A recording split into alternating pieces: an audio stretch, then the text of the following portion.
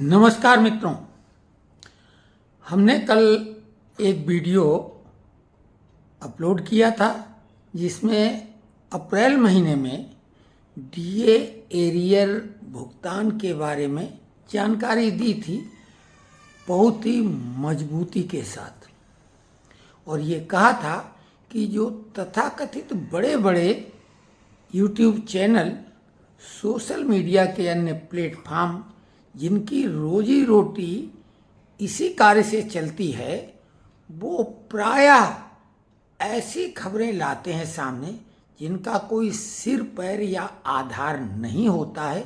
मन गढ़ंत मनोहर कहानियाँ सुनाते हैं, कभी डराने वाली तो कभी लुभाने वाली तो कभी ललचाने वाली।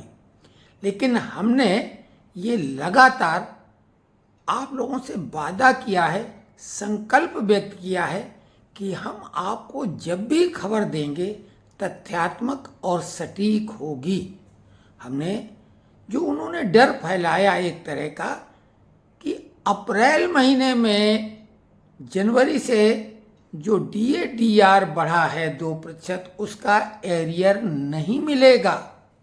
हालांकि एक महीना अगर देरी से मिले तो कोई आसमान नहीं टूट पड़ेगा, लेकिन ऐसा क्यों होगा? केवल और केवल अपने वीडियो को ज़्यादा लोग देखें, भ्रमित करें, डराएं, क्या मतलब है? और हमने कहा था कि बड़ा चैनल कोई ज़्यादा सब्सक्राइबर या ज़्यादा लोग देख रहे हैं इसलिए महत्वपूर्ण नहीं, और वो इसलिए लोग देखते हैं कि वो थंबनेल और हेडिंग भ्रमित करने वाली उसमें लगाते हैं। हम ऐसा करने से इसलिए भी बचते हैं कि हमारा ये यूट्यूब चैनल स्वांतः सुखाय है और इन्फॉर्मेटिव है।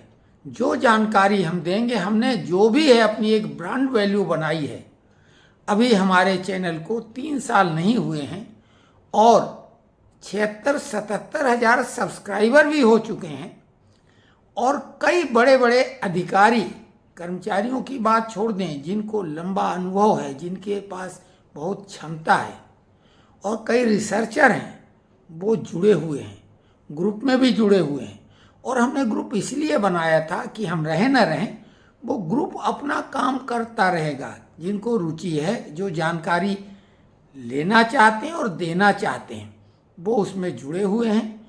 और उसमें भी कई लोग कन्फ्यूजन पैदा करने वाली बात, दूसरों के जो द्वारा चलाई हुई खबरें रहती फर्जी वाली, वो इसमें शेयर कर देते हैं। मैंने बार बार उनसे आग्रह किया है कि बचें आप।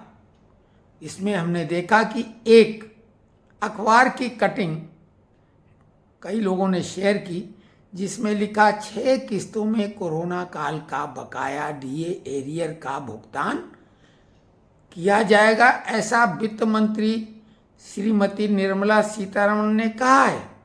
और यही नहीं, सुप्रीम कोर्ट का दूसरी तरफ आदेश दिखाया कि भाई 8.5% ब्याज के साथ। अब ये कहाँ से खबरें लाते हैं? आजकल आप एआई से अखबार जैसा कुछ भी प्रिंट कर लो, लेकिन फैक्ट चेक तो करो भाई। ऐसी खबरों से आपको क्या हासिल होना? आपकी जो अपनी साख है वो खत्म होती है। तो जो भी सज्जन ग्रुप में कोई जानकारी शेयर करना चाहते हैं, देना चाहते हैं, तो पहले खुद तो जांच लें कि आया और फॉरवर्ड कर दिया। उसी प्रकार से जो आप प्रश्न तो कुछ भी पूछ सकते हैं भाई, आपके मन में शक, शुबा, उत्कंठा है, वो आप अपनी जाहिर करें। तो उसमें हमारे सहवाज भाई जैसे डीआरडीओ के हैं, वो बिल्कुल जब भी कोई जानकारी देते हैं बिल्कुल पुख्ता, कसौटी पे कस के। तो ऐसे लोग कोई दूसरी गलत जानकारी होती है उसको भी करेक्ट करते हैं। तो ये ऐसी भ्रमित करने वाली जानकारी से बचें। आपने वो जो हम बात कर रहे हैं वो हमने आपको साइड में दिखा भी दिया है। अब रही बात कि डीए जो हमने दावा किया था, वो कल ही एक लेटर जारी हो गया, जो आप ये देख लीजिए, ये लेटर साइड में है। अब हम उसको क्या पढ़ें? उसमें सीधा आदेश है कि भुगतान होगा।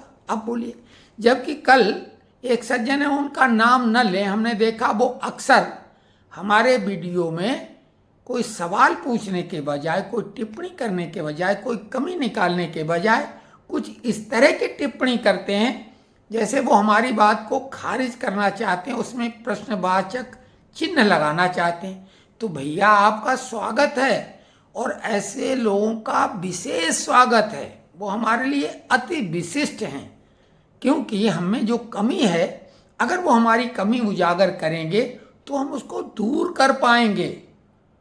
लेकिन अब वो केवल उंगली उठाने से काम नहीं चलने वाला और उनकी ये आदत हम लंबे समय से देख रहे हैं। तो भाई हम उनका नाम जानबूझ के नहीं ले रहे हैं, तो आप सावधान हो जाइए, सतर्क हो जाइए और थोड़ी ब्रेन स्टॉर्मिंग करिए, कोशिश करिए। हम किसी के आलोचक बिल्कुल नहीं हैं, हम चाहते हैं कि वो अपने कर्तव्यों का सही पालन करें। जब आप नेता की ऊंची कुर्सी पर विराजे हुए हैं सेवानिवृत्ति के लंबे समय बाद भी, तो फिर आप में कोई ऐसी खूबी भी तो होनी चाहिए। हम श्री शिवगोपाल मिश्रा जी के लिए सीधे सीधे कह रहे हैं, आप जिस कुर्सी पे बैठे हुए हैं वो कुर्सी की शोभा जॉर्ज फर्नांडीज बढ़ा चुके हैं। तो ऐसी महत्वपूर्ण कुर्सी संभाले हुए, हाँ अंतर पद के नाम का है, लेकिन जो क्षमता और जो आपने अपना आधिपत्य बनाया वो वैसा, बात जनरल सेक्रेटरी और अध्यक्ष का फर्क है बस, लेकिन कार्य तो वैसा ही है। तो अपने दायित्व का निर्वहन करें और जो बोलते हैं उसे पूरा करके दिखाएंगे। हमारे श्रमिक नेताओं के पास सिर्फ दो काम है, सरकार की आलोचना करना, बहुत बड़ी बड़ी मांगे रखना जिनका कोई आधार नहीं होता, सिर पैर नहीं होता, जस्टिफिकेशन नहीं होता है, और बाद में सरकार स्वाभाविक ऐसी मांगे नहीं पूरी कर सकती तो हड़ताल की धमकी देना, केवल धमकी, ब्लैकमेलिंग।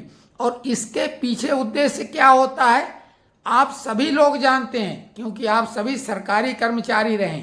जहाँ तक हमारा ट्रैक रिकॉर्ड रहा है, हमने कई ऐसे कार्य कराए हैं जिनको लोगों ने बोला कि ये असंभव, ऐसा हो ही नहीं सकता है। तो असंभव तो कुछ होता नहीं है, लेकिन एक बात तय है कि 3.833 फिटमेंट फैक्टर असंभव है। 1000 नेता आ जाएं और चाहे फॉर एवर स्ट्राइक घोषित कर दो, ये संभव ही नहीं है। तो ऐसी असंभव डिमांड क्यों करते हो? खिल्ली उड़वाने के लिए, बाद में सरकार की आलोचना करोगे। तो कुल मिला के जो भी बात रखो उसके पीछे आपका जस्टिफिकेशन हो।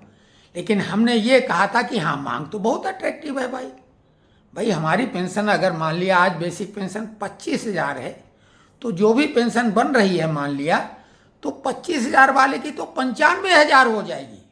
तो इससे अच्छा क्या, एक कहावत है यूपी में, गुड़ से अच्छी क्या ईंटें। लेकिन सवाल है ऐसा करवा पाओगे? बाद में भाई आलोचना है आपके पास, आलोचना का हथियार, तो इससे बचें।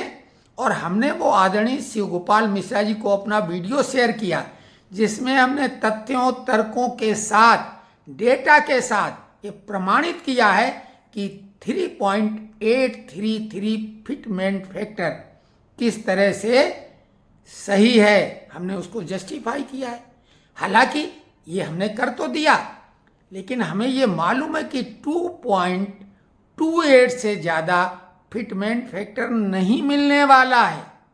तो इसी तरीके से इनकी अन्य मांगें, चाहे 6% इंक्रीमेंट हो, चाहे 20,000 फिक्स मेडिकल अलाउंस हो, चाहे HRA का स्लैब हो, या जो 5% प्रति 5 वर्ष में पेंशन वृद्धि का था उन्होंने वो स्ट्रक्चर अचानक और चेंज कर दिया।